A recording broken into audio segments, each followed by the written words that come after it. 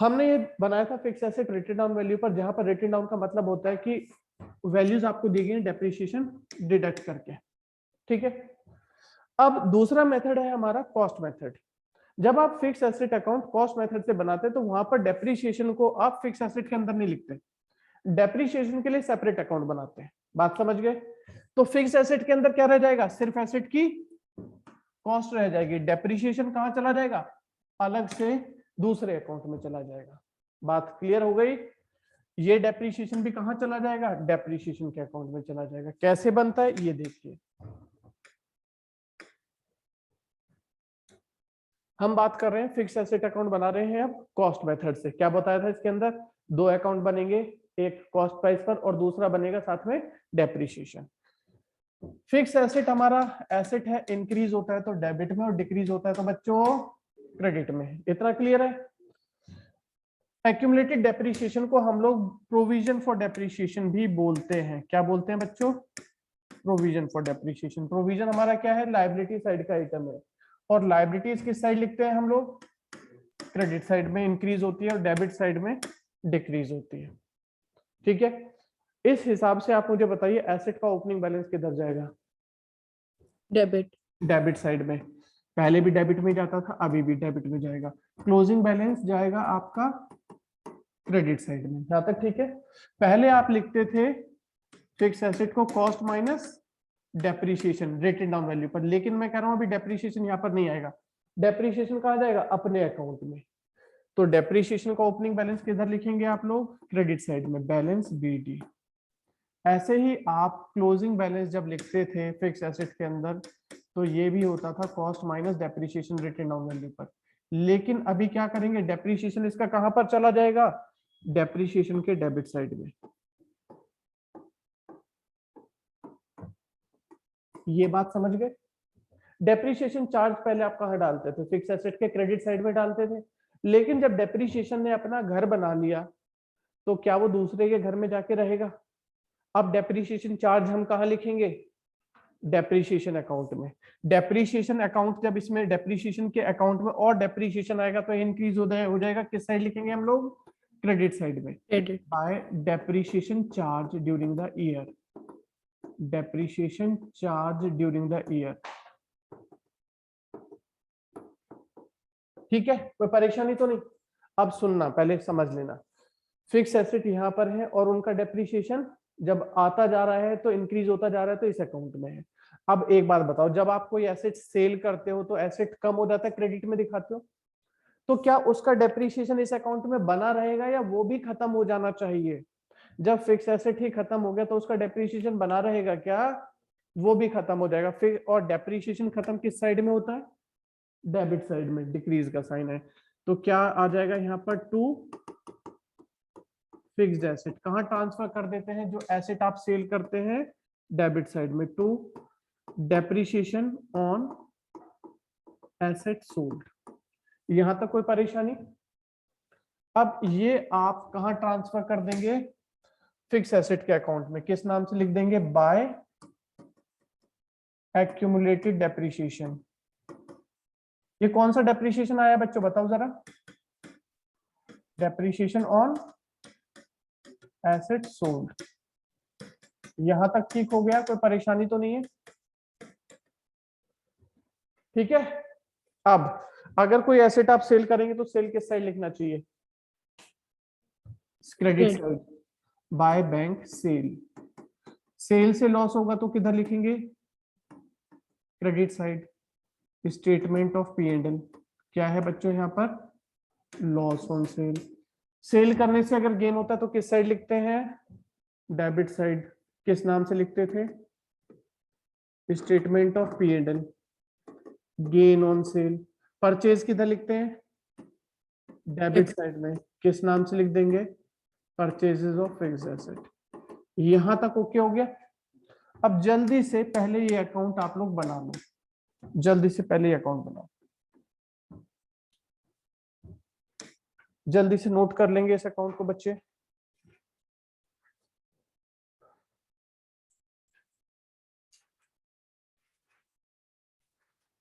अच्छा, आप लोगों को कॉलेजेस में एडमिशन के लिए CUCET के बारे में पता है? ठीक है, Yes, sir. Central universities common entrance test, इसके बारे में और डिटेल में इंफॉर्मेशन चाहिए? फॉर्म्स कब आउट हो रहे हैं, क्या सिलेबस रहेगा एंट्रेंस टेस्ट का, तो उसके लिए आज मैंने अदिति मैम को इनवाइट किया हुआ है, जो पहले भी शायद एक बार आप लोगों के साथ इंटरेक्ट हो चुकी है। ठीक है, तो अभी हो सकता है 5-10 मिनट में वो मीटिंग में आ जाएंगी और वो आपको गाइड करेंगी, और अगर आपके कुछ डाउट होते हैं तो आप मैम से डिस्कस भी कर सकते हैं। ठीक है ना, चलिए इसको नोट करिए तब तक।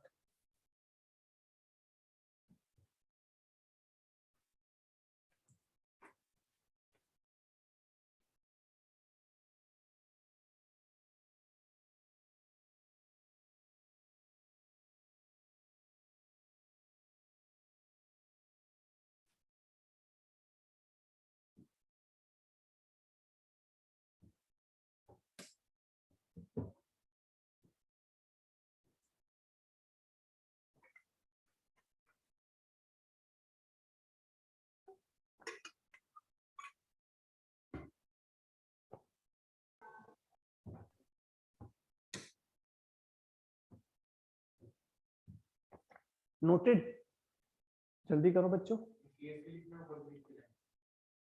हाँ, अगर fix asset are shown at original cost and depreciation account is maintained. थोड़ा स्पीड से लिखेंगे और साथ के साथ मुझे ये बताते रहो, परचेज ऑफ फिक्स एसेट कहाँ जाता है? Operating, investing, financing? इन्वेस्टिंग में प्लस करते हो या माइनस? Plus. परचेज करेंगे तो बेटा पैसा आएगा Minus. जाएगा, माइनस होगा। गेन को कहाँ लिखते हो? Operating. Fix asset operating, plus या माइनस करते थे? Minus. माइनस। इधर से ये एक्यूमुलेटेड डेप्रिसिएशन कहीं जाएगा? नहीं, ये तो खत्म हो गया, यहीं कट गया। डेबिट से क्रेडिट कैंसिल। ये क्या है, जो पीछे आपने फिक्स एसेट अकाउंट बनाया था ना रिटन डाउन वैल्यू पर, उसी को हमने खोल खोल करके अलग अलग दो अकाउंट में लिख दिया। वहां पर डेप्रिसिएशन और फिक्स एसेट एक साथ थे, या हमने दोनों को अलग कर दिया। अगर हम इन दोनों को मर्ज कर दें तो देखो मर्ज करके क्या हो रहा है, डेबिट से क्रेडिट कैंसिल हो गया, यहां पर ये वाला इससे कैंसिल हो गया। अब बचा क्या? डेप्रिसिएशन चार्ज, फिर इसी में आ जाता था ऊपर। बात क्लियर है? डेप्रिसिएशन का ध्यान रखना है, दो डेप्रिसिएशन है, एक depreciation charge during the year और एक है डेप्रिसिएशन ऑन एसेट सोल्ड। ठीक है, डेप्रिसिएशन चार्ज कहां जाएगा? ऑपरेटिंग में माइनस, प्लस? Operating में plus. प्लस। और loss on sale of fix asset कहां लिखते थे? Operating में plus. ऑपरेटिंग में plus. Sale of fix asset कहां लिखते हो? Investing. इन्वेस्टिंग में प्लस। Plus. ठीक है, तो यहां से ये फायदे होंगे आपको कि आइटम कौन सा कहां पर जाना है वो पता चलेगा।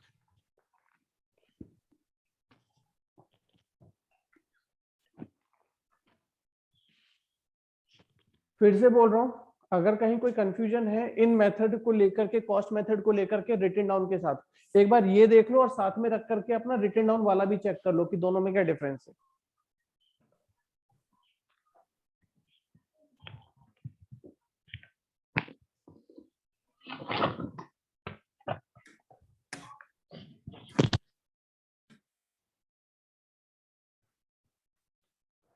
चले आगे, क्वेश्चन शुरू कर दें बच्चों। चलिए, यहां पर हमारे पास हम करने जा रहे हैं बच्चों इलस्ट्रेशन नंबर 37। ठीक है, मशीनरी आपको दी गई है कॉस्ट मेथड से और साथ में डेप्रिसिएशन है, इसके अलावा पेटेंट है, तीन चीजें दी गई हैं। शुरू करें बनाना।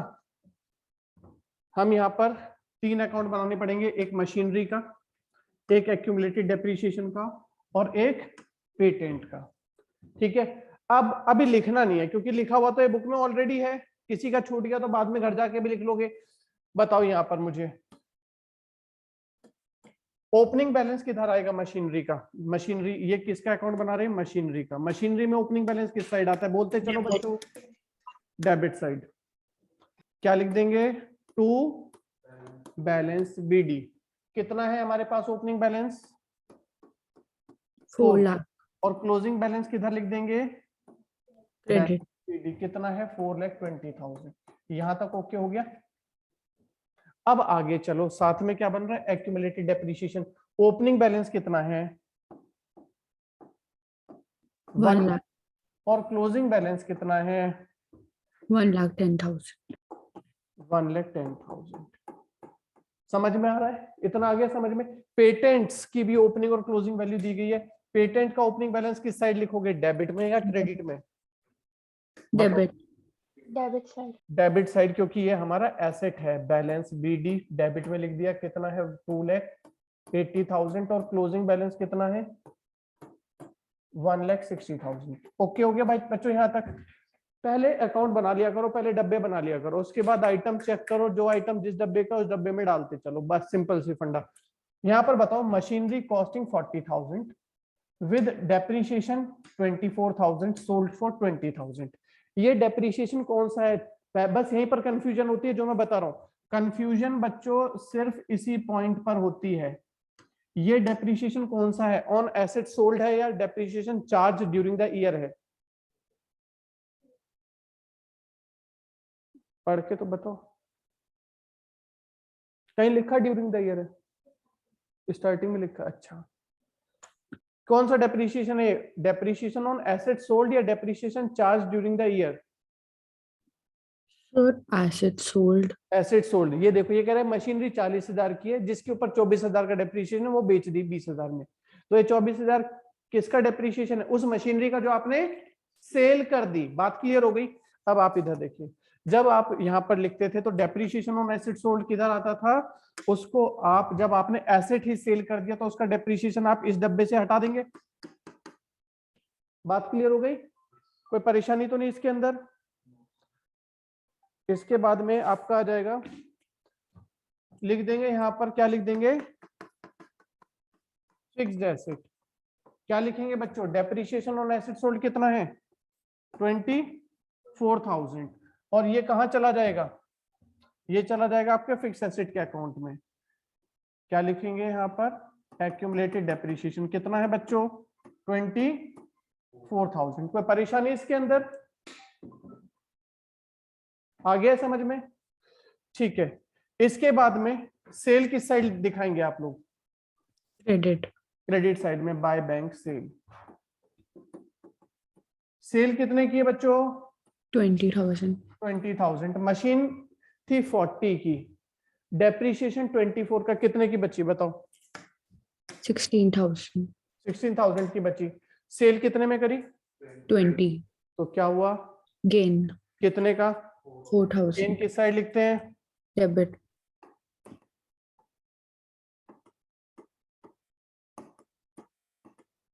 $4,000।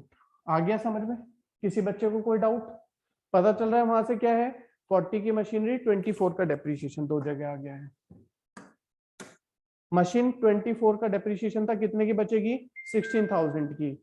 सेल किया आपने 20,000 में, तो क्या हुआ, गेन। गेन लिख दिया आपने डेबिट साइड में। ठीक है, अब आगे आइए, पेटेंट राइट ऑफ हो रहा है और कुछ पेटेंट आप सेल कर रहे हैं 20,000 के प्रॉफिट पर, ये कहां लिखेंगे आप लोग, किस अकाउंट में आएगा, पेटेंट के अकाउंट में।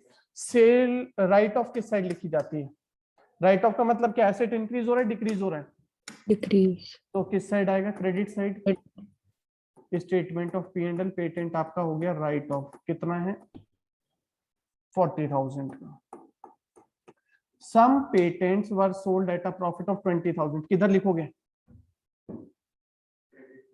Profit on sale of fixed asset किधर लिखते हैं, किधर लिखते हैं, डेबिट Debit. साइड में। किस नाम से लिखेंगे, statement of P and L. क्या है बच्चों ये, गेन, कितने का है 20,000 का। यहां तक समझ गए? अब क्या करें आप, इस सारी इंफॉर्मेशन जो आपके पास थी वो आपने पुट कर दी। अब आप ये सभी अकाउंट्स को क्लोज करो। क्रेडिट साइड का टोटल कितना है फिक्स मशीनरी में, बताओ 4,64,000 का, 4,64,000 का टोटल है।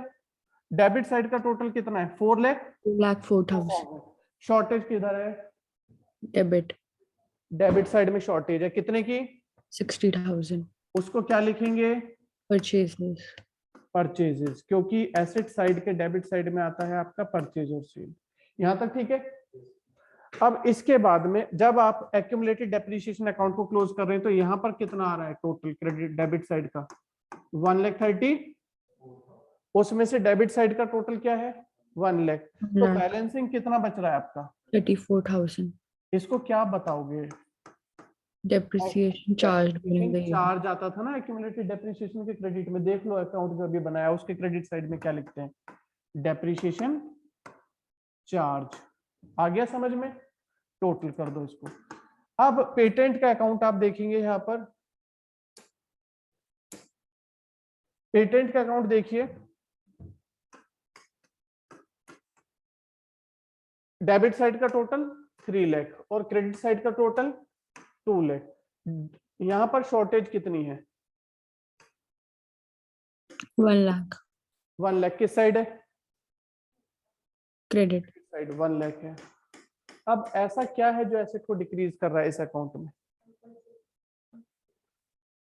बताओ बच्चों? सेल, क्योंकि जब गेन हुआ है सेल करने से तो सेल भी तो हुई होगी, तो बैलेंस शीट फिगर में क्या निकल गया यहाँ पर, सेल निकल गया। समझ में आ गया है इतना, किसी को कोई परेशानी? अब शुरू करिए, देखिए यहाँ पर cash flow from investing activity जब आप बना रहे हैं तो इसके अंदर क्या क्या आइटम्स आते हैं, सबसे पहले क्या सर लिखेंगे? आपकी स्क्रीन शेयर नहीं हो रही है, हाँ जी, स्क्रीन शेयर नहीं हो रही है, बोर्ड। okay.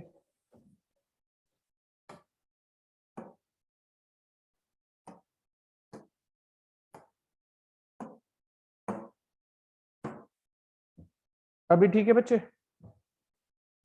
Yes sir. हाँ जी, यहां तक आ गया समझ में?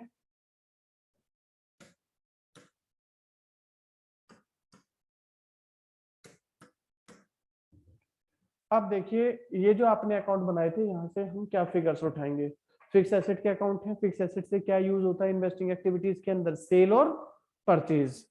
तो सेल कितने का है, सेल ऑफ फिक्स एसेट कितने की है 20,000 का। ये प्लस होगा या माइनस, सेल करके पैसा आता है या जाता है, ये सोच लो बच्चों बस। माइनस प्लस प्लस होगा। और सेल ऑफ पेटेंट भी था कितना, इसको हम प्लस करेंगे या माइनस, प्लस प्लस कर देंगे।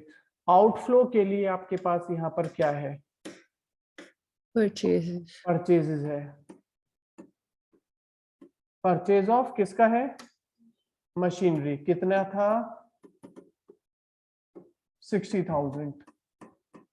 और तो कुछ नहीं है बच्चों, तो आंसर क्या है 1,20,000 माइनस 60,000। इसे क्या बोलेंगे आप लोग, प्लस में है तो cash flow from investing activity.